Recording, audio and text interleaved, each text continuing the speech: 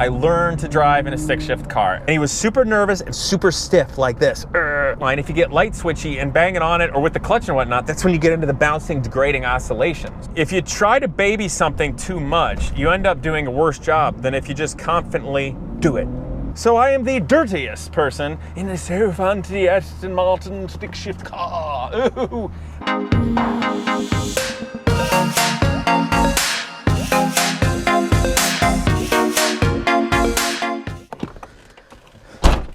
What's up, people?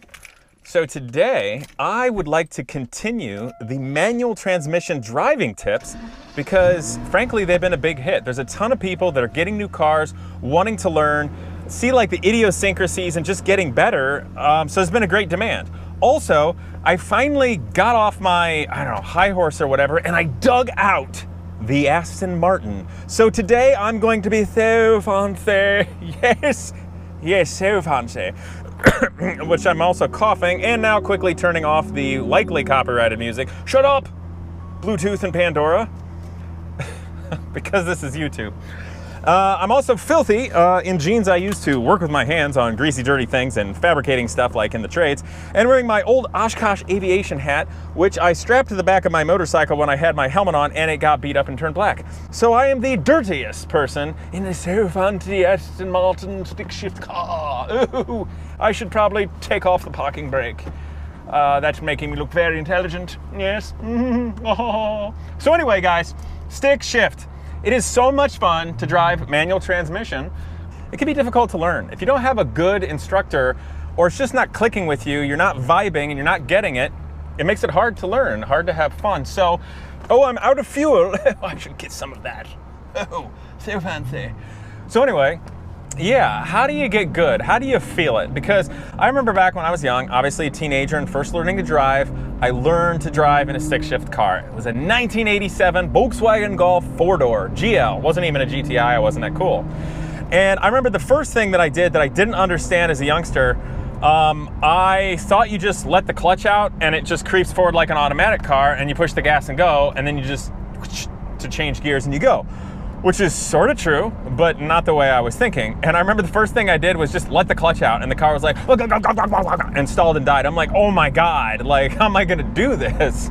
And I remember even before I was able to drive as an earlier teenager, or maybe I was 10, I don't even know. My dad was watching IndyCar racing or Formula One racing, and I was hearing about all these engines and screaming to the moon, and it was so cool. And I asked my dad, I'm like, do they make Formula One cars with automatic transmissions? And he's like, I don't know, maybe, it's paddle. And I'm like, good, because I don't know if I'm gonna be able to learn how to drive stick. Like, literally as a car, I thought it would be easier or more reasonable for me to drive a Formula One car, but it would be too hard to learn how to drive stick.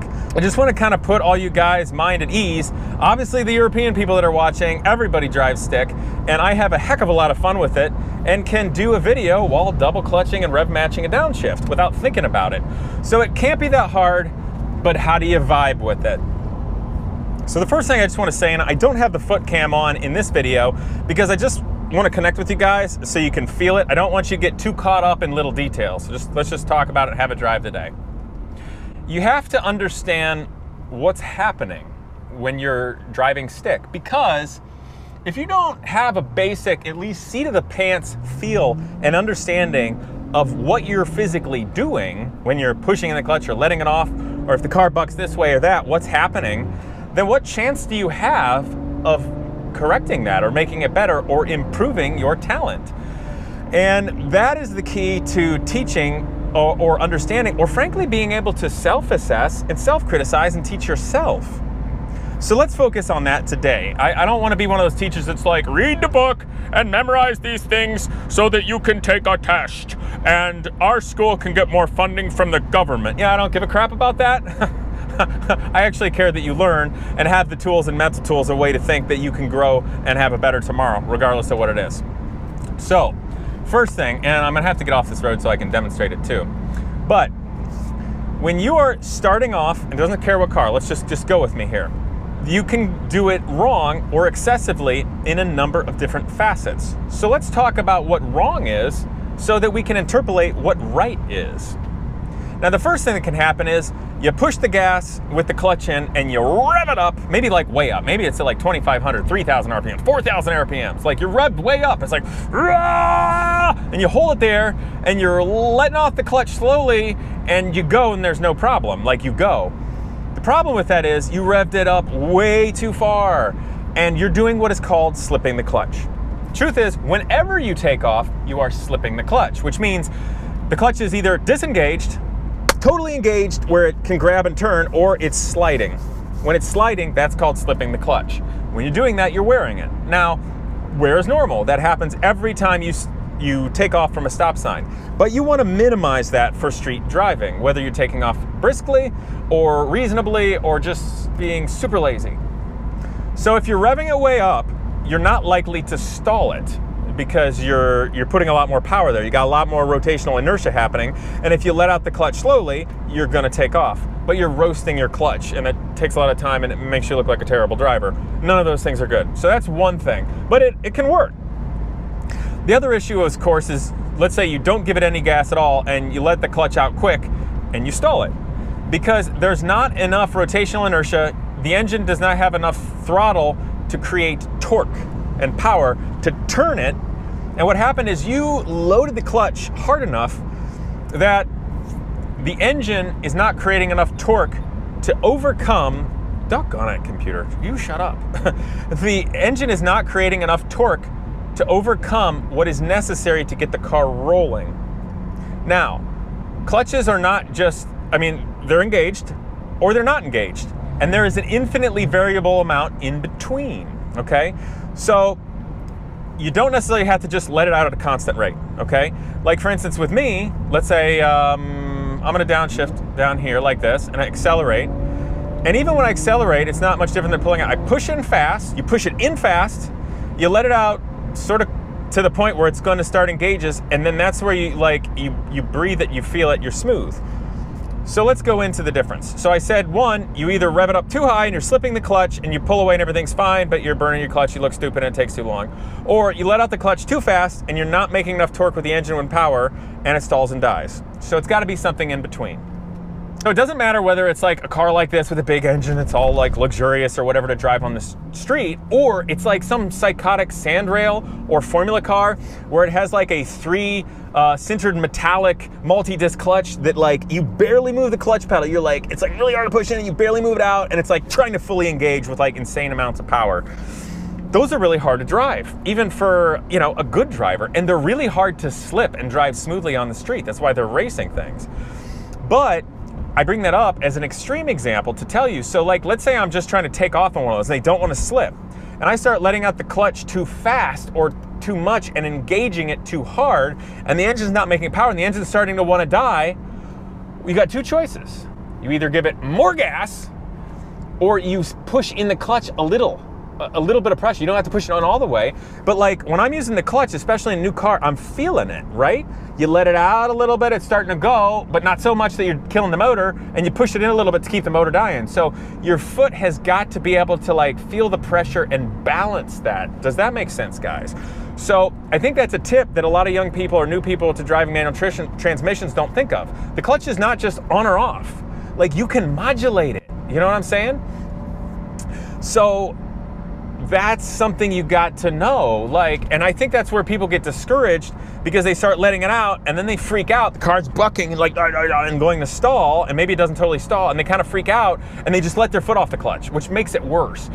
And that's the bucking that goes on. And for you fans that have been watching, when I let Brian, who's pretty new to driving stick, I didn't realize he was that new, drive the Omega car, we got into that horrible bucking oscillation, and I immediately pushing the clutch.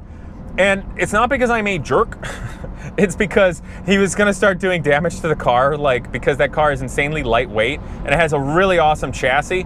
But because the car is as lightweight and insanely efficient as it is for the rolling chassis, and it's got this torquey, massive motor, if he drives it, what is absolutely wrong, what happens is the elasticity of the drive lane starts bouncing violently, and it's a degrading oscillation, means it gets worse.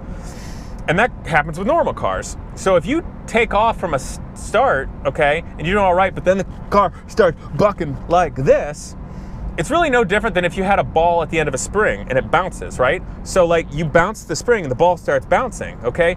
That's not good. So if you want to like run around with a ball on a string or a ball bearing on a string and you don't want it to bounce, what do you have to do? So if it starts doing that, let's say it bounces up and then bounces down, you can either hold it right there and it'll keep bouncing. Or if it's going down, you got to let it down a little bit, and then when it goes up, you go up a little bit. And what you do is you make it so the bouncing goes away. And if you guys can kind of like transfer, like extrapolate that, or like parallel, it's the same thing with a car. So if the ball is bouncing up and down and you want it to stop doing that, which same as a swing set, like when you guys want to like swing bigger on a swing set, you throw your legs with it to make it go bigger. Or if you want to stop and you're not just jumping off, you throw your legs to go against it. It's the same kind of thing. So if your car is bouncing like that, okay, you got basically two choices. Well, three. The biggest one, it's just punch out, eject, basically, is you push in the clutch, okay? And you make it so that the engine is no longer connected to the drivetrain, it's gonna stop bouncing, okay? And honestly, sometimes I do that if that's gonna happen. Same thing can happen with motorcycles, anything. Like if you're in too tall a gear with something with lots of power and torque and it's a lightweight vehicle, it'll start bouncing, so maybe you do have to push in the clutch a little bit and then gently roll on the gas and accelerate out of it, even though you're already moving, okay? So that's one thing. You push in the clutch if it goes all bad, right? And you let it be equalized. But the reason it's bouncing is there's nothing to dampen that. And that can happen, that's normal. Different cars or older cars are more likely to do that, okay? The heavier a vehicle gets, the less likely it's to do that. So if you're driving something lightweight, especially with a big motor or torquey motor, it's more likely to do that, if that makes sense. Or it's so lightweight, it's got a giant motor, it won't do it because it can just overpower whatever, but that's neither here nor there. But listen to this. So if the ball is bouncing like this, and let's say you push in the clutch and stop it from bouncing, how do you keep it from doing that? If you gently apply accelerating force up with the ball on the spring, or you gently go down, what's gonna happen? The ball is gonna free float a little, okay? Or you're gonna be putting pressure on it or load. It won't be bouncing because you'll be accelerating in one direction or the other. And it's kind of similar with the car. So like when I told Brian, I'm like, no, dude, you gotta be really purposeful and deliberate. You can't just whip off things.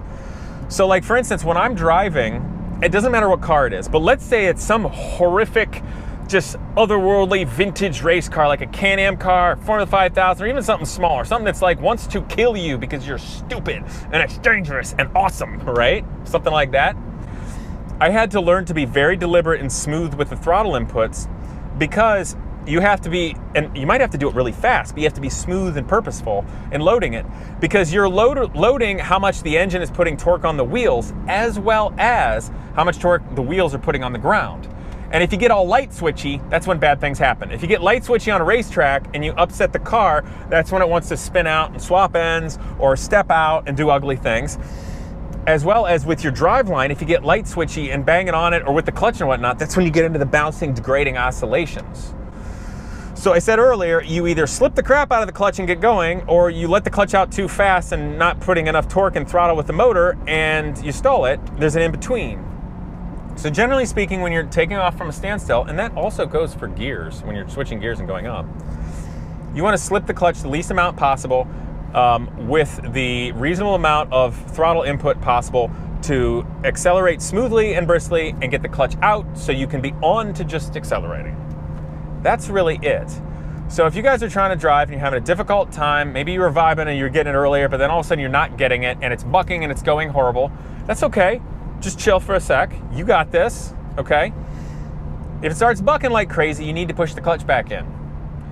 If not all the way, to just let it chill a little bit so you can get the torque back up. Do you know what I'm saying? You've got to be smooth and you're going to start feeling it. Maybe the best way for a newer person, obviously, to learn stick is go where you're not around people so you don't have things to worry you. But you got to find a basis to where you're confident that you can take off from a stop level and be reasonable. So if you know in your car that the easiest thing for you to do is just bring the RPMs up to 1500 RPMs, and what you do is you start letting off the clutch and you know where it engages, because it should engage at the same point in your pedal travel all times. So you let up there, you can start to feel it go, and when it starts to feel it go, you know if you just roll on a little bit and then let off at this rate, you can go and you're fine. That's okay. Start with that, okay? And then if you need to go a little faster, you do your 1500 RPM thing, and you get it to where it's going, and then when it starts to engage, you just roll on the gas a little bit more while letting the clutch out a little faster, okay? And if you need more from that, and you're launching it, maybe you start at 2 grand or whatever. And if you get really good and you're being really chill, maybe you just kind of blip the throttle to make sure it's gonna be there. That's kind of the old Pat and Casey technique. I sort of like always give one little blip to make sure the engine's clear, so I don't just try to go and my old jalopy's not running right, even though I'm now driving a so fancy car. You just have to find that place where you feel comfortable. And so you can have a basis and know this works. And then you can slightly change your technique from there, if that makes sense. So like, if you're now on a hillside and you're gonna need a little more power to go up the hill to start, well, that's okay. You go to your 1500 RPM and you gotta let the clutch out a little quicker to get to that point because you're gonna start rolling back, or you hold the parking brake so you don't go anywhere. And you're gonna need more gas to go. That's totally cool, that's totally normal, okay? So with this video, I can only do so many tips at once without making a million long video and really boring. So I just wanted to get that for the newer people, and you can obviously share this for people that maybe are getting discouraged. But the other thing is when you're accelerating. So I'll just do that now. Obviously this car has a pretty big engine. It's got a lot of rotationary inertia because that makes it smooth and fancy, which is kind of lame for a race car driver, but whatever. It sounds pretty when the exhausts are barking. So right now with this car, I'm revving up to like 1,000 RPMs. I'm just letting out the clutch. It's engaging more. And when I get it to about halfway engagement, that's when I sort of roll on the gas and just go. Now when I shift gears, I'm up to like 3 grand.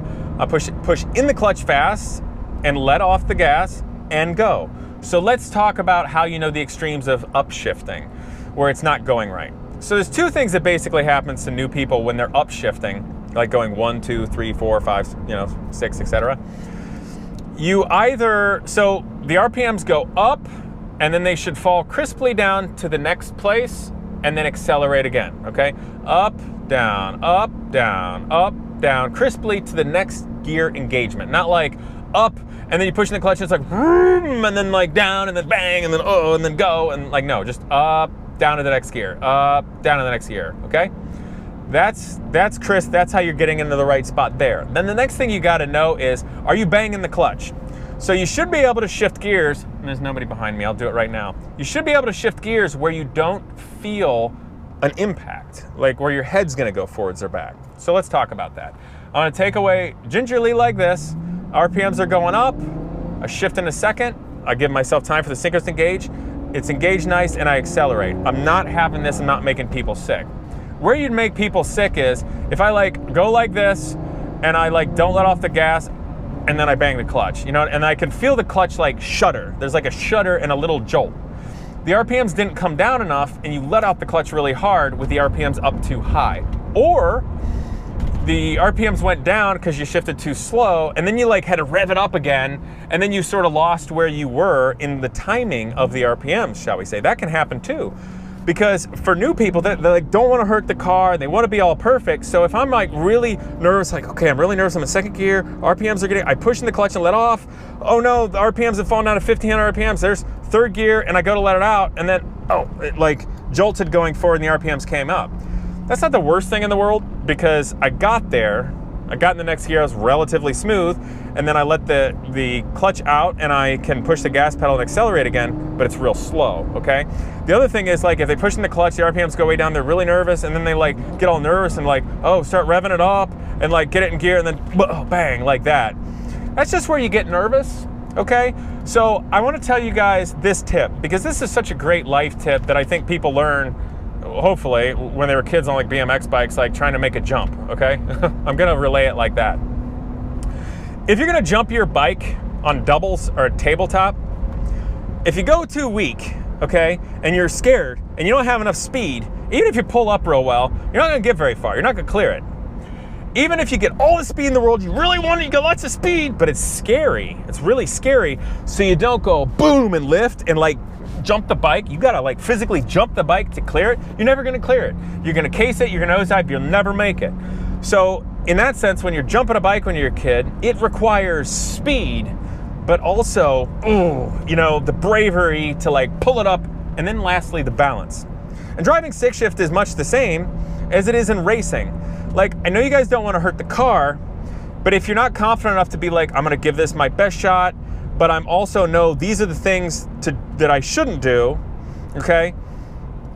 If you try to baby something too much, you end up doing a worse job than if you just confidently do it, okay? Now, confidence is earned, otherwise it's arrogance, okay? So you gotta work yourself up there, but be confident to make it happen. Because if I wanna like double clutch and move things fast and like really be on it and then shift fast while doing a video and not hurt my pretty V12 car that I don't wanna hurt because I don't wanna fix it up, I wanna keep it forever because I love it, you gotta be confident enough to just make it happen, okay? And you gotta work up there. So like if I'm toe heel downshifting right now on my car, you've got to work up to it. And that's okay if you're not there yet, but just let the time come. Enjoy the process. Be confident in what you're doing and build a basis of confidence and knowledge with what works for you. You gotta be able to confidently start from a stop. You gotta be able to come to a controlled stop, and you gotta pay attention to your surroundings. Once you're there, then you can work on shifting your gears and getting up to speed. Always pay attention, think, but chill, relax, you know what I mean? It's like an example. I had a buddy who wanted to ride motorcycles, and I told him the best, smartest thing you can do, dude, get like a 250 or a 400. Something modest, it costs less money, you can get a used one, and have a great time. You're gonna have so much fun riding it. It'll be reasonable to learn on, and we're gonna have a blast, and you're gonna get comfortable about it. And then after you get pretty good at it in 6 months, you know, or a year, you know, maybe you really like it, we'll sell it, and then we'll go out and get you something sportier and cool. So what did he do? He went out and bought a 600cc crotch rocket. And it did not go well for him because the bike scared the crap out of him. He got going where he could learn to ride it well enough. And I'm like, okay, you can ride a motorcycle around the parking lot. You can take off from a stop reasonably, you can shift reasonably, and everything's cool. And I'm thinking, all right, he's got this enough. There's not any traffic. Tell you what, let's go on the country road and really chill. I was riding my Ducati, and I'm like, we'll just be chill. Let's just go. We're just, you know, speed limit, build chill. Take off from a stop. We're doing 45 miles an hour. We could be doing 100. We're doing 45 miles an hour. And all of a sudden, it's like a gentle sweeper. It's not even a turn. It's irrelevant. He was going, and all of a sudden, I see him like low side, just phoom, gone, done. He's tumbling. Bike slides to the dirt, off the road. It was kind of hilarious because he's tumbling through the grass, and he's fine. And all of a sudden, there were people following us, and there's these two, as he tells the story, these two old people in like a Buick. They were horrified. They're like, watching him tumble through the grass and his bike like slide off into the woods. And while he was tumbling, and he like comes back upright, he looks at the old people, and he's like, and keeps tumbling, which is hilarious. But the problem for him was the bike was way too much for him, and he was super nervous and super stiff like this, which you cannot be on a bike. Like on a bike, you gotta be strong, and you gotta feel it, and you gotta be able to make lightning quick things and balance it and be smooth. But if you're rigid and tight, I can tell you what's gonna happen when a turn comes up. You're going straight off because you can't smooth it out. So you guys gotta relax, be cool, be decisive about what you're doing, find a basis, understand what the things you are doing do, okay? And if you don't understand what the things you are doing, then ask somebody, okay? And understand it. Don't over geek out, okay? Don't be like one of those academic Poindexters like, okay, well, my Iridium Q36 explosive space modulator will couple well to these synchronizers in this gear, and when I let off the clutch with the modulus of the moment arm, yeah, you're not gonna be a good stick shift driver, so just stay in your mom's basement. Don't do that, just like chill. Okay, vibe it out, be cool, and you'll get it. Don't get discouraged. It's lots of fun. So guys, those are my tips for today. If this is insanely rudimentary for you, I'm sorry, share it with somebody that needs it. But there's been a lot of people right out, a lot of young people. It's been helpful, but they're having trouble and they're not finding their confidence. And I really want you guys to have fun. So that's it. I'll see you guys next time.